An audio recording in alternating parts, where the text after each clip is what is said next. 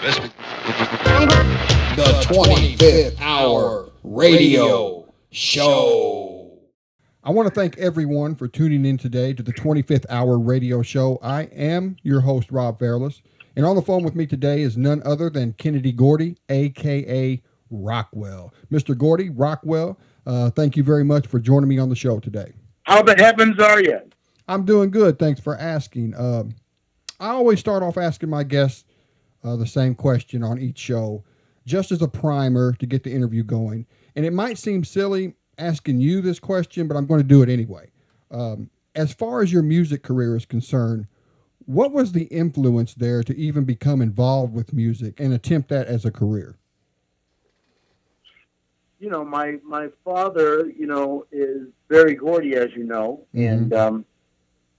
and I grew up around like the Motown artists and a lot of the creative process that was going on. I was always around, like my father would have writers and producers over, and they would be creating and writing music, and I was, I was very, I felt left out, and but I was very inspired by, the creative process. And what happened is that I told my father a little fib. I told him a little lie. I said, I wanted attention because they were writing. They had writers and producers, and they were writing songs, and at his house in Hollywood Hills, where I used to go back and forth between there and my mother's house because my mother and father weren't together at the time. And I don't know, I was about, 6 years old or 5 years old or something like that. And I told I said to my father, I said, hey, Dad, I wrote a song because I felt left out.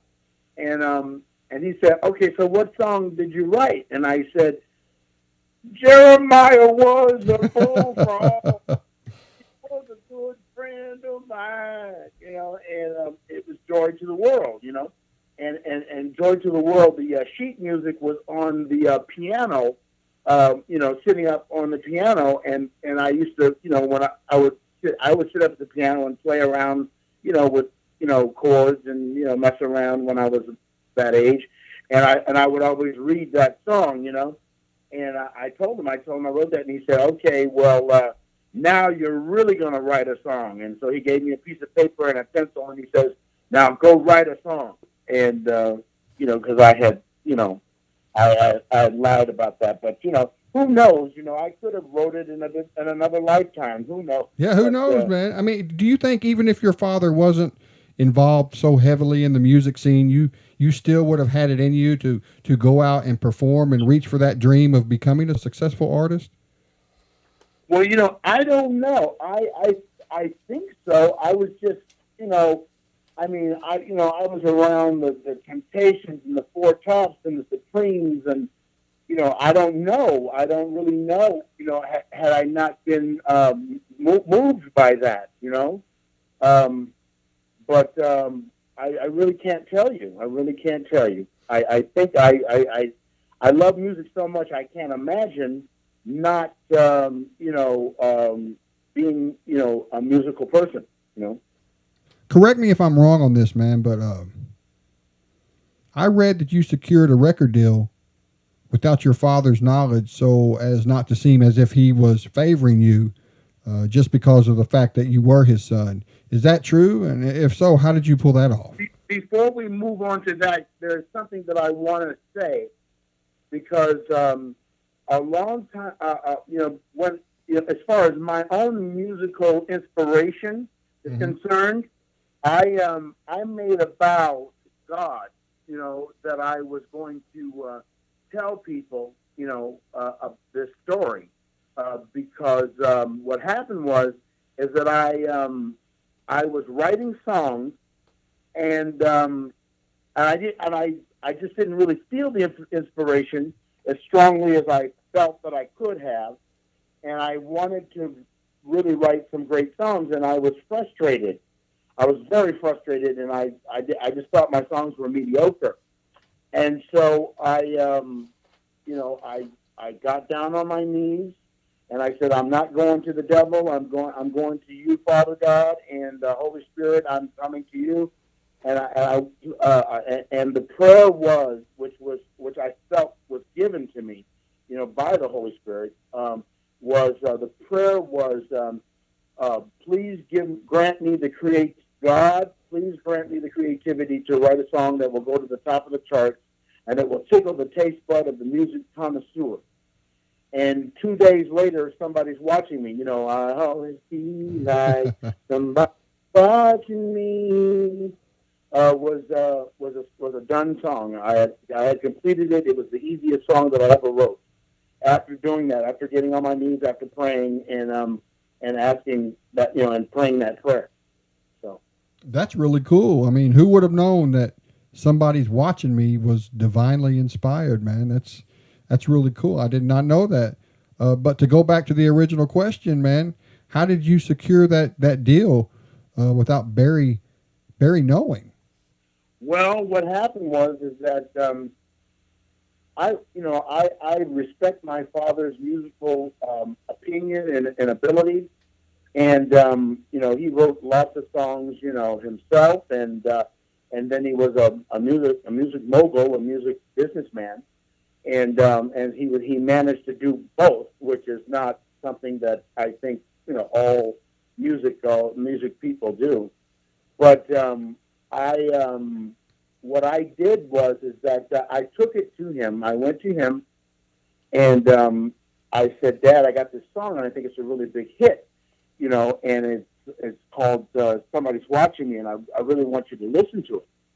And he said, okay, and it was in demo form. It wasn't a completed project, but it was still very good, because what we did is that we just copied from my demo, the original demo that I did solely myself.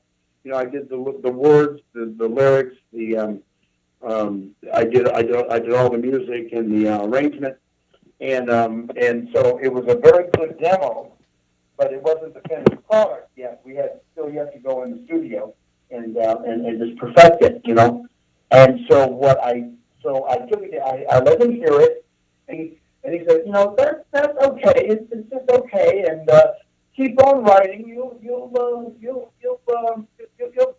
give up your day job. You'll come across something. Just keep on writing, and and I was hurt. I was heartbroken. You know what I mean? And so, he, my father. I think he's very good at picking songs. He's the best. He's one of the best out there. And but I think he just kind of missed this one for whatever reason. And so what I did was I just said I didn't give up on it. I went within the company and I just started shopping it. I started playing it for different people in the company and getting support, and I got a lot of great rave reviews. My brother Terry Gordy was working with a man named Benny Medina, and Benny Medina, went on to manage Madonna and J-Lo, and he wrote The Fresh Prince of Bel-Air, and based on our family, living with us for about 3 years. And so that's where that comes from. I didn't know if you know that, but it was inspired by our family. But anyway, they had a writers group, and they patterned it in such a way to be like an assembly line. My father did the same thing with the early Motown hits. You know what I mean? He talked about working at a motor company, a car company, and they had the assembly line putting together cars and stuff. I believe it was Ford Motor Company, but anyway, so my brother was trying to do the same thing. So what he would do, it was called Pen House Writers, and what they did was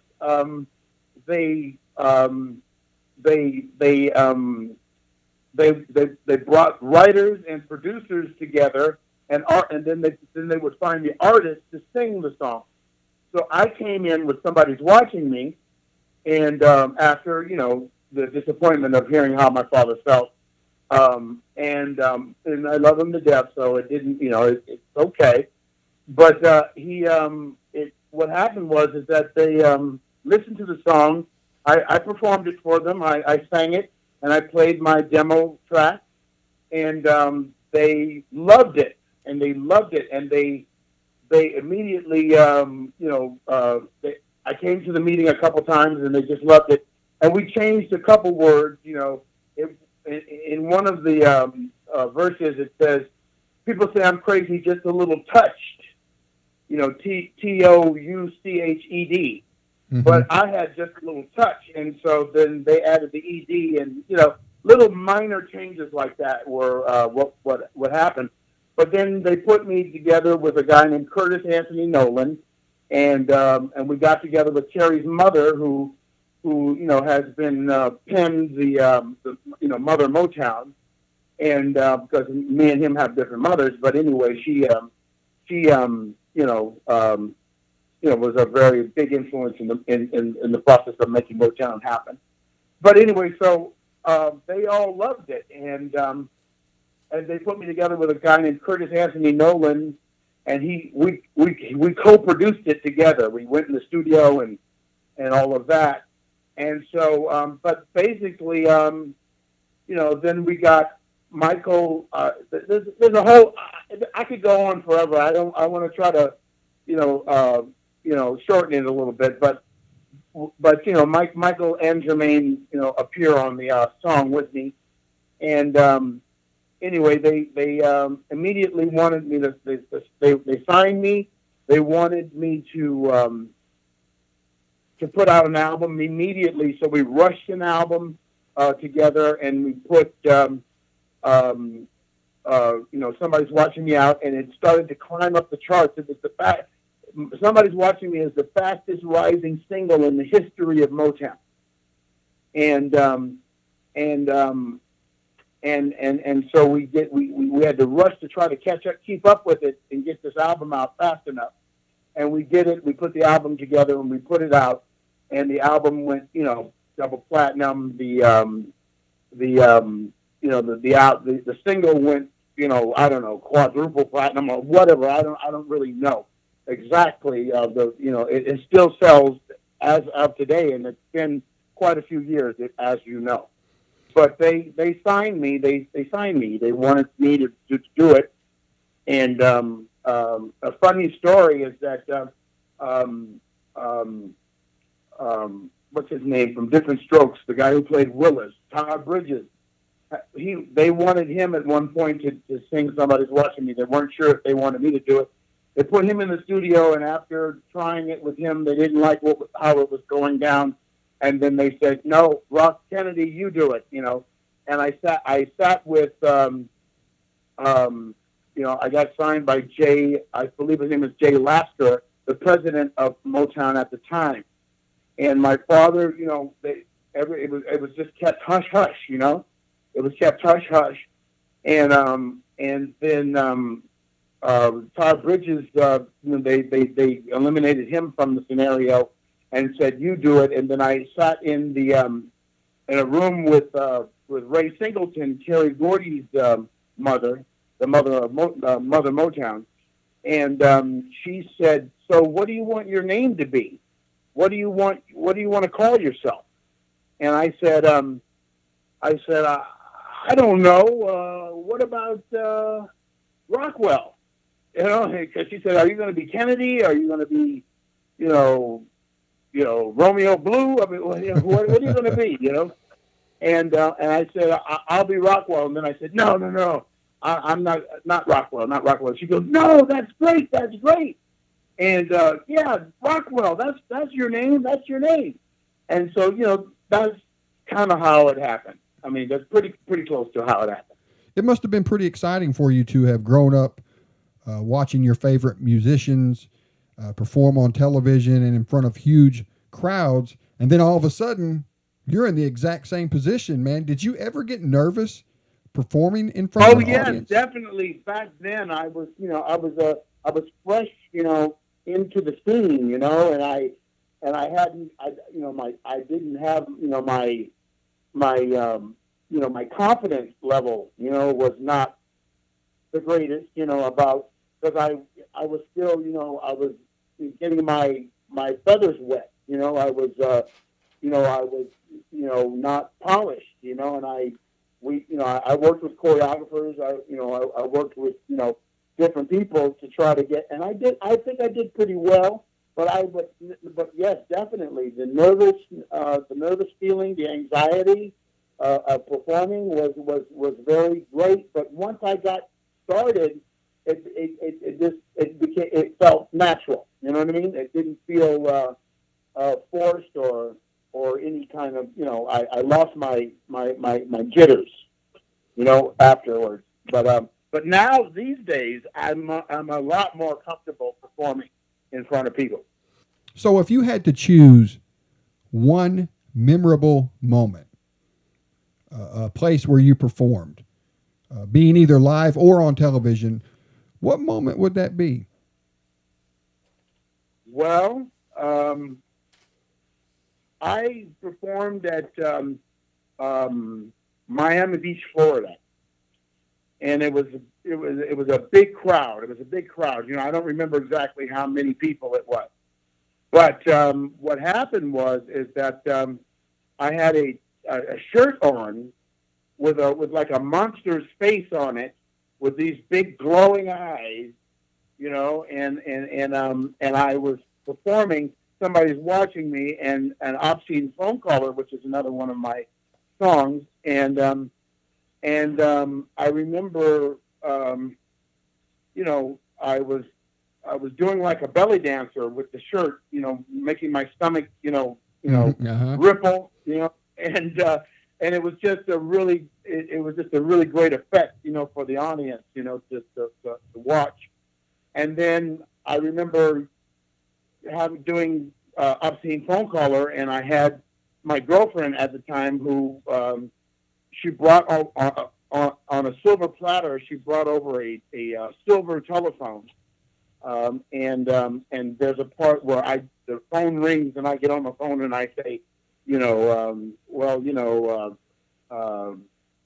I don't, you call me up, you breathe on the phone. If you would just tell me if you were ill or something, maybe I could help you.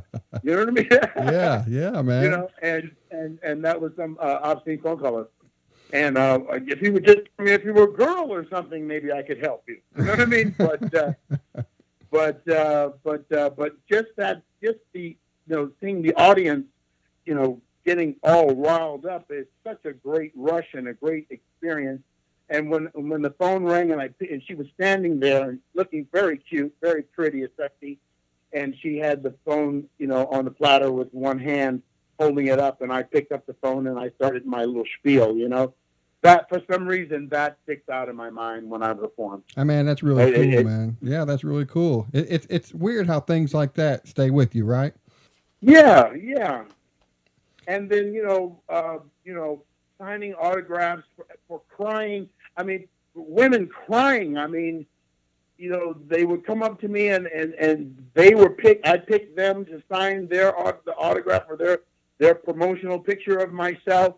And then they just burst out into tears and hugging me and kissing me. And it was just, oh man, there's nothing greater than that feeling. And to feel so appreciated. And my father wrote a book called To Be Loved.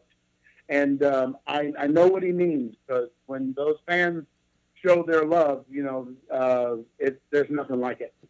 But anyway. Yeah, man. And just to touch on the album, Somebody's Watching Me, the album itself, there was more than just the one song that struck chords with the masses, man. Just off the top of my head, like you said, Obscene Phone Caller, Knife, Taxman, and one of my personal favorites, Wasting Away. I think it was the perfect album released at the perfect time. But man, I got to move forward here and talk about what you're up to now, man. How's life treating you, man? What are you up to these days? Well, I'm trying to get it together. I'm trying to reboot, rebrand, resurface, and connect, with the music industry again. And I want to put out, like a 4 CD set, or I know we don't deal with CDs all the time now, but, for people who do, and then, lots of tracks, lots of songs, and I want to bring back a lot of the music that was so inspirational to me growing up and to the world. I think that has a message, that is saying something, and some of these songs they feel very personal to me, almost as if, even though other, performers or other writers, compose them, I feel there are certain songs that I feel that I personally wrote. You know what I mean? Yeah, man. So, I heard through the grapevine. I didn't mean to interrupt you there, but I heard through the grapevine that you might have a catalog of unreleased material. Is that true? I mean, I'm sure your fans will love to get a chance to get their hands on quote unquote lost music by Rockwell. Yes, I do. I do have. It's not an extensive catalog. It's not a major catalog, but I do have songs that are unreleased material that I think are very good and just need a little touch up, maybe, to bring a more, to bring it up to date, more. But yes, I have that.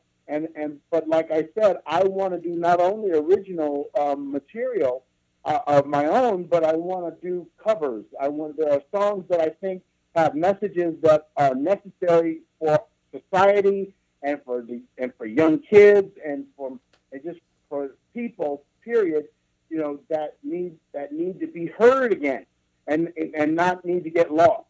Even I plan to do different genres of music as well. You know what I mean? Yeah. I want to do pop, rock, hip hop, R&B, country, country, blues. You know what I mean? I want to not only do songs that I think have a message, but I want to do other genres. And I'm very rock oriented. I'm very rock oriented. As a matter of fact, Lenny Kravitz is a friend of mine, and Lenny Kravitz is rock oriented, and he and I worked together. He was my first guitar player and my first backup vocalist in my first band in high school, and we did some good work. And I would like to reunite with him and do some other songs. There's a song that I want to do called Rock and Roll Ain't Noise Pollution, that AC/DC originally did. Mm-hmm. But anyway, and I want to do it with Lenny. That would be awesome. But yeah, I've worked with Michael, and I've worked with Stevie Wonder, and I picked Rick James' first record. Rick James' first record, You and I. Mm-hmm. I picked that and brought it to my father and said, "This is a hit. Something's got to be done about this." And we listened to it about 8 times, and by the 6th or 7th, 8th time, we were dancing and just having some, you and I, do. Yeah, man. You and me. Yeah. We'll be together eternally. Yeah. So we and so he got on he immediately walked downstairs, got on the phone with the promotion department, told them to put the money behind it and get it heard on the radio. And that was the first song that changed Rick James' whole career into a major success. One hit after the next hit. I mean, Mary Jane and Super Freak and Give It to Me Baby and Love Gun and Fire and Desire. All the songs that Rick James did. It was just a big it was a snowball effect. You understand? I got you. Yeah. Right after that. So, and I've been influenced by a lot of people, Smokey Robinson is my godfather and my middle namesake. And, my middle name is William, and his first name is William, and he's my godfather. And the first time I ever went on stage, I went on stage with Diana Ross, and performed with her. My father told me to get up on stage, and I said, I can't do that. This is her show. I mean, she's going to be pissed off. He said, get up on stage. I said, no, I can't do that. He said, get up on stage. Did you hear me, boy? And he scared me, and I ran up there, and we just performed, and that was my first performance, But your very first performance was with Diana Ross. It was with Diana Ross, yeah, and she used to come over when we would come to her shows. She would come over to us and my brothers and sisters, and she would ask us to sing a song which is in Motown the Musical, which is one of the highlights of Motown the Musical, which is a song called "Reach Out and Touch Somebody's Hand." And I sang that. She brought the mic over to me, and then the crowd went crazy and was trying to figure out who I was. They didn't know if I was Tiny Tim or Michael Jackson or whatever. I got a lot of interest. They wanted to sign me to Motown back then because I was 5, 6 years old or something, and they wanted to sign me to Motown. Then my father said he's too young. He's got to finish school. You know what I'm saying? So I have experience. A lot of people say, how do you know all this music and you know all the words to the music? And, people, I really think that I could really make a major contribution to the music world. So, and with what I know now, you know what I mean? I've gone through trials, tribulations, persecution, and long suffering for thy name's sake. I've paid my dues, in other words. You know what I mean? Yeah, man, I know exactly what you mean. And even though it's been a few years since you've put out an album, you've definitely not been forgotten, man. I check out your social media. I check out your videos on YouTube, and they're constantly being commented on and viewed. And when I say viewed, I mean millions, man, of views. Are you a big social media fan? I mean, do you have an online presence, or are you more of a private person nowadays? Well, I'm trying to get into it more. I'm trying to get more in sync and in synchronicity with that. You know what I mean? I do do some of it, but I'm doing websites. I'm doing I'm a big YouTube fan, but I don't feel good about the fact that the artists don't. A lot of these artists don't get their money, So, but I just love being able to say I get a song that will pop in my head. I honestly feel that the Holy Spirit puts that in my mind, puts a song in my mind, and then I'll play it, and it'll be the perfect song. You know what I mean? To play. Even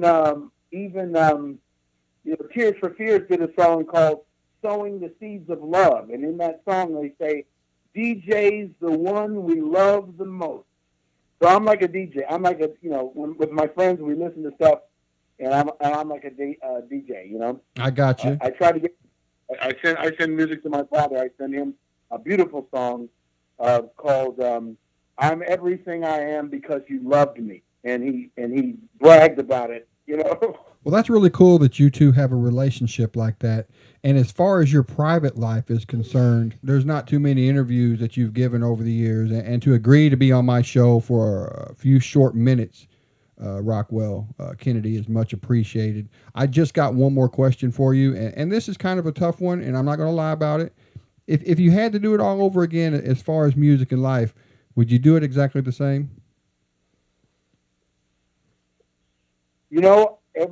Every experience that I've had musically, and then just life experience and all the things that I've gone through, some of it was beautiful and nice and wonderful and like a bed of roses. But then I went through a whole lot of trials and tribulations and painful things, But it made me stronger, and now I feel that I'm ready to really do something massive and incredible. You know what I mean? So I think that without those experiences, I wouldn't be the man I am today. And I think that I'm a force to be reckoned with. And one thing I want to say is that I just want to put it out there. I want to work with Madonna. Madonna, contact me. Okay, I want to work with you, honey. Madonna, there it is. I want to tell you I want to share with you all my dreams and goals and aspirations. You just got an offer from Rockwell. How can she turn that down? She cannot turn that down. Madonna, get with me. You're a hard person to get a hold of. Rockwell, I just want to say once more how blessed I am to have had you as a guest on my show. Good luck, man, moving forward in life and everything that you do. I really appreciate you taking time out today. Yes, and I appreciate you, reaching out to me, and I'm glad that we were able to hook up.